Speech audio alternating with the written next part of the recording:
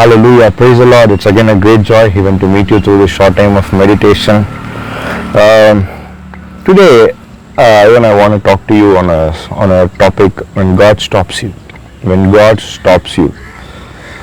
A few days back, even as I was driving my bike, my two-wheeler, all of a sudden, out of nowhere, there was a speed bumper, and that speed bumper it made me apply sudden brakes. I never expected a speed bumper to be there. Nothing happened. It was good, fine, no problem. But the speed bumper made me think, why is the speed bumper there? Because after I crossed the speed bumper, in another 10-15 meters distance, I saw another speed bumper, and another 10-15 meters, I saw another speed bumper. So that made me stop. That made me think. What if God stops us? When God stops us, imagine a bowler like Shoaib Akhtar. Imagine a bowler like Shoaib Akhtar,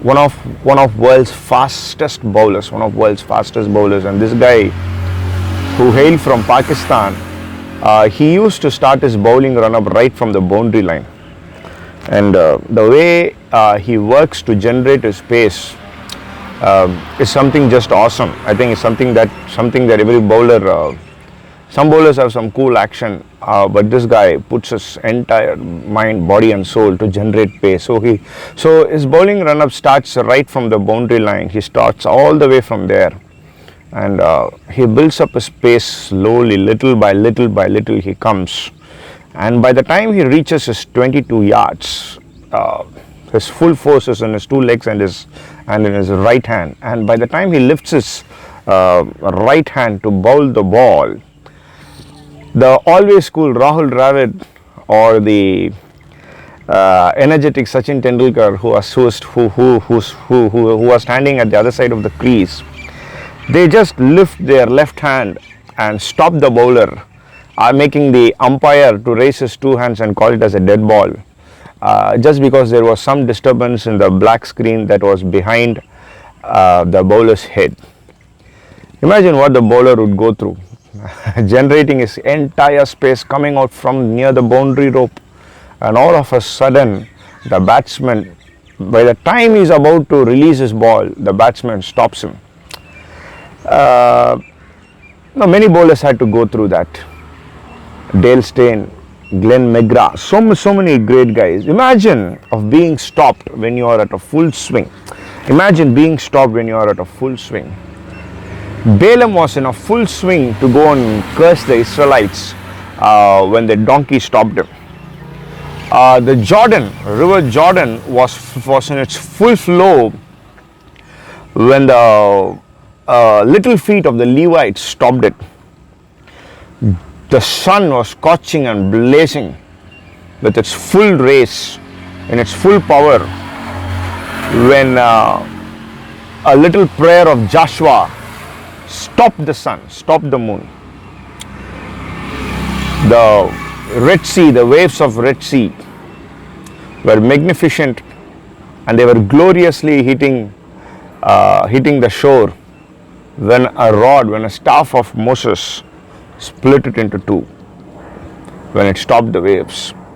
Today, I want to talk to you on the subject of how would you react? How would I react when God stops us?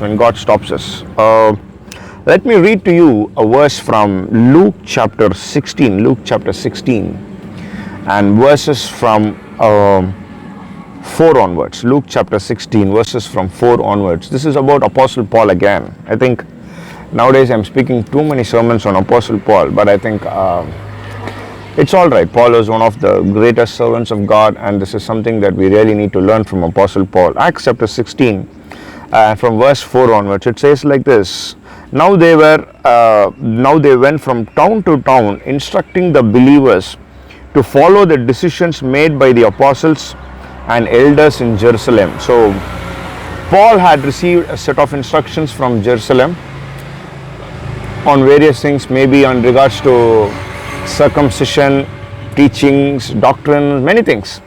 So they were going from town to town from Jerusalem, teaching and instructing the believers on how to live a good life, how to live a Christian life. And verse 5 it says like this: so the churches were being strengthened in the faith and were increasing in number daily. I think that's a good news. Paul was traveling from town to town, and the church was also increasing in number. The church was being strengthened every day. So it is at this context when the ministry of Apostle Paul was in full swing, when the winning of souls was in a full swing. Verse 6 says like this of Acts chapter 16. It says like this: now Paul and Silas traveled through the area of Phrygia and Galatia.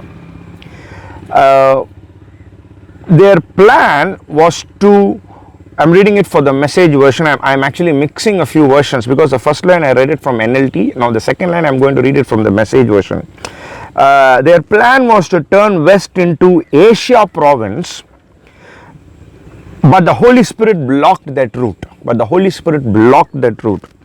Another version says, NASB says, the Holy Spirit forbid, having been forbidden by the Holy Spirit to speak the word in Asia. NLT says they were prevented from preaching the word in the province of Asia. Come on. Paul, his ministry was in a full swing. He was winning many souls for the Lord. And here is God stopping Paul, saying, don't go to Asia. Don't preach in Asia. Now, I live in the continent of Asia. Why did God stop Paul from entering? God stopped Paul. He said, no. God forbade him to speak. God prevented them to preach. And another version says, the Message says, the Holy Spirit blocked that route. God stopped them. Now look at verse 7. So, because Holy Spirit blocked one route, so they went to Mysia and tried to go north to Bithynia. Okay, the Spirit of God stopped one route, not so they are trying to take the other route. Here it says, but the Spirit of Jesus wouldn't let them go there either. The Trinitarian Godhead is at work. The Holy Spirit blocked one route, and now they try to go through another route, and here again the Spirit of Jesus stops them. When we look at all these places of Phrygia, Galatia, and Bithynia, Mysia, all these are there in the or from the Turkey, from the nation of Turkey. So, when you think of football, Turkey comes in the European continent. But when you look at the world map, 80% of the Turkey falls into Asia, falls into the Asian continent, and 20% falls into the European continent. So this Turkey is almost like the central point, the connecting, the link, the connecting puzzle between Asia and Europe. So this guy, he was there at Turkey at the juncture, and he was trying to get into Asia, but the Holy Spirit of the Lord stopped him there. The Spirit of Jesus stopped him and said, no, you're not going to go. And then we know what happened, follows there. And now, so when God stopped Paul, Paul was stopped. Paul remained there. And later they came down to a place called Troas, and there in Troas in the night, he receives a vision. He receives a vision from a man in Macedonia asking for help. Come over to Macedonia and help us. So Paul and Silas, they go to Macedonia, which is in Europe, and there the first European convert, the first European soul is won for the Lord. Sister Lydia herself, and when Lydia was won, she became the first European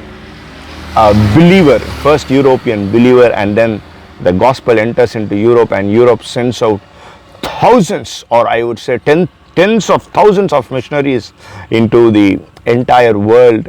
And all started because when God stopped Paul, Paul stopped. Paul stood still. And I think that gives us a lesson. When God stops us, we really need to be stopped. It's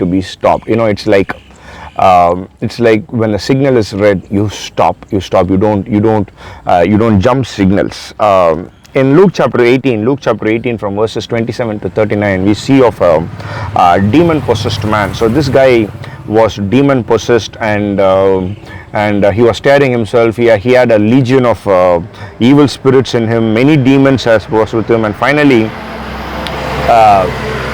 when Jesus released him, when Jesus delivered him from there, this man in verse 38 it says like this, of Luke chapter 8 and verse 38 it says, the man whom the demons had gone out begged to go with him, but Jesus sent him away and said, return home and tell how much God has done to you. So this guy, he wanted to go follow Jesus. When a man was delivered from demons, when he saw Jesus had delivered him, he begged Jesus that he will also travel along with Jesus. Maybe, he would have thought, he would have tried to be the 13th disciple. But Jesus said, no, you're not going to follow me. If everybody are going to follow me, who is going to go to their hometown? So God stopped him from following him. And God said, you go to your own people and preach what God has done to you. And the same incident in Mark chapter 5 is mentioned. So the same incident is also mentioned in Mark chapter 5. And in Mark chapter 5 verse 20, it says like this, when God, after Jesus stopped him, it said, Jesus said, no, go home to your family and tell them everything what he has done. God stopped him from following him. Verse 20 says like this, so the man started off, the man went back and began to preach in the 10 regions, 10 cities known as Decapolis, and he began telling everyone what Jesus had done, and all were amazed and were astonished and were marveled. You can keep adding words to it. So when Jesus stopped him, he became a preacher to 10 cities. He became a preacher to 10 cities. When Jesus stopped Paul, gospel went to Europe. So when God stops you, what is going to be your response? When God stops me, what is going to be my response? David wanted to build a temple for the Lord, but God said, no, you're not going to build it, your son will build it. And when God stopped David, what did David do? David didn't have a grudge against God or against his son, but instead David tried to save as much money that he can for Solomon, so that he can build the temple. So that comes out with a conclusion, with a question for all of us. When God stops us, number one, what's going to be our response? Number two, what are we going to do when God stops us? How are we going to react, and what are we going to do? So two very important questions, but let me tell you, when God stops you, that's the best thing. That's the best thing. It's tough to be stopped when you are on a full swing, when you are bursting out like Shoaib Akhtar or Glenn McGrath. But then when God stops you, it's good, because if you are going to skip and not obey God, it's going to become a tragedy for all of us. So let's maybe reflect on this one question.